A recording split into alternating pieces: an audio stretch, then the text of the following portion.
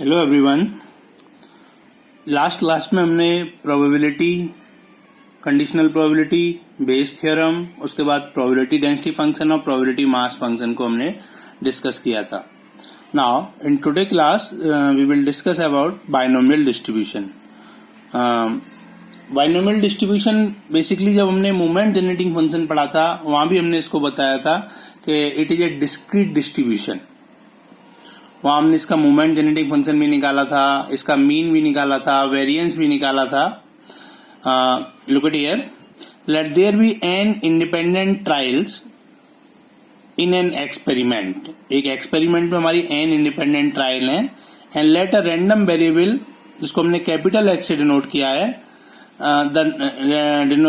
Late a random variable capital X denote the number of success in the n trials and let P be the probability of a success and Q that of failure in a single trial। यानी एक single trial में जो P है हमारी वो probability for success है और Q है हमारा वो क्या है, probability for failure है। In a single trial so that the sum of probability, that means success and failure, is 1। यानी P plus Q is equal to 1।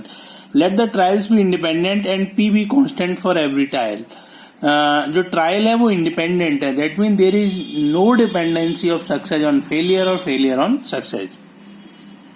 And P भी कांस्टेंट फॉर एवरी ट्रायल, और जो P है वो हमारा क्या है, कांस्टेंट है हर ट्रायल के लिए। Let us find the probability of R success and trials. R success can be obtain in N trials in NCR way. यानी एन ट्रायल में से हमें आर सक्सेस एनसीआर वे से मिल सकती हैं। तो probability of X is equal to R होगा, वो क्या होगा हमारा NCR, probability of success and R times, and probability for failure N minus R times. तो NCR probability of success R factor and probability of failure N minus R factor. And what is the probability for success, small P, and what is the probability for failure, small Q. So that means NCR P raised to the power R Q raised to the power n minus R. Hence probability of x is equal to R. This is NCR P raised to the power R Q raised to the power n minus R. And where sum of probability P plus Q is equal to 1 and R is equal to 0, 1, 2, 3 up to n. The distribution on 1 is called binomial distribution and capital X is called the binomial variate. Now in binomial distribution n, the number of trial is finite. Second, each trial has only two possible outcomes called success and failure। यानी binomial distribution में कुछ conditions हैं। पहली condition ये है कि number of trials हैं वो क्या होनी चाहिए, हमारी फाइनाइट हो। दूसरा है कि each trial has only two possible outcome called success and failure. हर ट्रायल के केवल दो ही पॉसिबल आउटकम्स हैं, एक हमारा सक्सेस और दूसरा हमारा क्या है, failure. And all the trials are independent, और जितनी भी ट्रायल्स हैं वो सब इंडिपेंडेंट है। नेक्स्ट है P and Q are constant for all the trials। यानी the probability for success and failure is constant for all the trials। Here we will study the recurrence formula for the binomial distribution। This is probability of R plus 1 is equal to n minus R over R plus 1 P by Q into probability of R।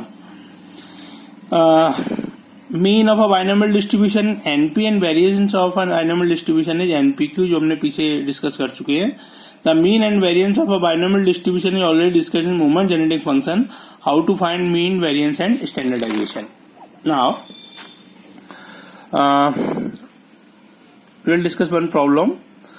If 10% of the bolts produced by a machine are defective, determine the probability that out of 10 bolts chosen at random, 1 will be defective, none will be defective and at most 2 will be defective। ये कह रहा है कि 10 किसी company जो हमारी bolt produce करती है उसके क्या 10% प्रोडक्ट है वो डिफेक्टिव है। तो probability for defective is 10%, that is 1/10, and probability for non defective क्या है, 1 - 1/10।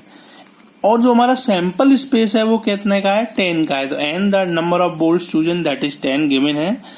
तो हमें प्रोबेबिलिटी निकालनी है कि हमारा एक डिफेक्टिव हो, कोई भी डिफेक्टिव ना हो, at most 2 bolts will be defective. Probability of R defective bolts out of n bolts chosen at random is given by NCR P raised to the power R Q raised to the power n minus R। Now one by one हम case discuss करते हैं। पहला है 1 will be defective, that means probability of R is equal to 1 कितना हो जाएगा, 10C1 1/10 की power 1 and 9/10 की पावर 10 - 1। तो 10C1 की वैल्यू 10, 1/10 की पावर 1 की वैल्यू 1/10 एंड 9/10 की पावर 9। दिस बिकम 0.9 की पावर 9, 0.3874। दूसरा है probability that none will be defective, R is 0, तो प्रोबेबिलिटी ऑफ 0 10 से 0, 1/10 की पावर 0, 9/10 की पावर 10 माइनस 0, इसे बिकम 9/10 की पावर 10, जिसे 0.3486. And next one is probability that at most 2 volts will be defective, यानी probability of R less than और equal to 2 कितना हो जाएगा हमारा, probability at 0 plus probability at 1 plus probability at 2. Probability at 0 और 1 हमने ऑलरेडी निकाल चुके हैं, तो प्रोबेबिलिटी ऑफ 2 और निकालना, देन वी आर डन. तो प्रोबेबिलिटी एट 2 कितना हो जाएगा, 10c2, 1/10 की पावर 2, 9/10 की power 10 minus 2, 45 into 1/100 into this becomes 0.1937. Now using equation 2, 3 and 4, probability of r less than equal to 2, this becomes probability of 0 plus probability of 1 plus probability of 2. सारी probability को हमने sum किया 0.9287. Next question है, इन अ binomial वेरिएट्स x satisfy the relation 9 times probability of x is equal to 4 is equal to probability of x is equal to 2 where n is 6. Find the value of the parameter p and also find the probability of x is equal to 1. The probability of x is equal to r, NCR, p raised to the power r, q raised to the power n minus r. Probability of x is equal to 4, 6c4, p की power 4, q की power 2, it becomes 15 times p की power 4 q square. And probability of x is equal to 2, 6c2, p की power 2, q की power 4, this becomes 15 times p square q की power 4. According to the question, 9 times probability of x is equal to 4, this becomes probability of x is equal to 2. So this becomes 9 into probability into 15 times p की power 4 q की power 2, this becomes 15 times p square into q की power 4. तो 9 times p square is equal to q square and q is 1 minus p का whole square. तो 9 times p square is equal to 1 plus p square minus 2p. Quadratic है, factor किए, this becomes 4p minus 1 and 2p plus 1. So here we will obtain the two value of p. This is one is p is equal to 1/4 and another is minus 1/2. But the probability is not negative. That's why we will consider probability p is 1/4. That's why q is 3/4. Now probability of x is equal to 1, 6c1, 1/4 की power 1, 3/4 की power 5. This becomes 0.3559. Okay. Now next one is fitting of binomial distribution of the following frequency data. We have some variates x is equal to 0, 1, 2, 3, 4 and some frequency 30, 62, 46, 10, 2. The table is as follow, x and f, fx. हमने mean निकाला, summation f निकाला, summation fx निकाला, तो mean of the observation कितना होता है, summation fx by summation f, this become 1.28. और mean binomial distribution में क्या होता है, एनपी अभी जो हमने पीछे पढ़ा है, तो एनपी इक्वल टू 1.28, एन कितना है 4 टाइम्स पी इज 1.28, तो पी की वैल्यू होगी 0.32, तो क्यू की वैल्यू होगी 0.68. And sum of all the frequency that is capital N is 150, and the binomial distribution is capital N into Q plus P की power N, 150 into 0.68 plus 0.32 की power 4. Next question है, a student is given a true and false examination with 8 question. If he correct at least 7 question, he pass the exam. एक true और false का student is given a true and false examination देता है एक student 8 questions का, और if he correct at least 7 question, वो 7 question correct करता है तो वो पास माना जाता है. Find the probability that he will pass given that he guess all the question. तो here N the total number of question asked is 8 and probability कितनी होगी, या तो ट्रू होगा या फॉल्स होगा, तो दोनों की प्रोबेबिलिटी सक्सेस और फेलियर क्या होगी, ट्रू की 1/2, फॉल्स की 1/2.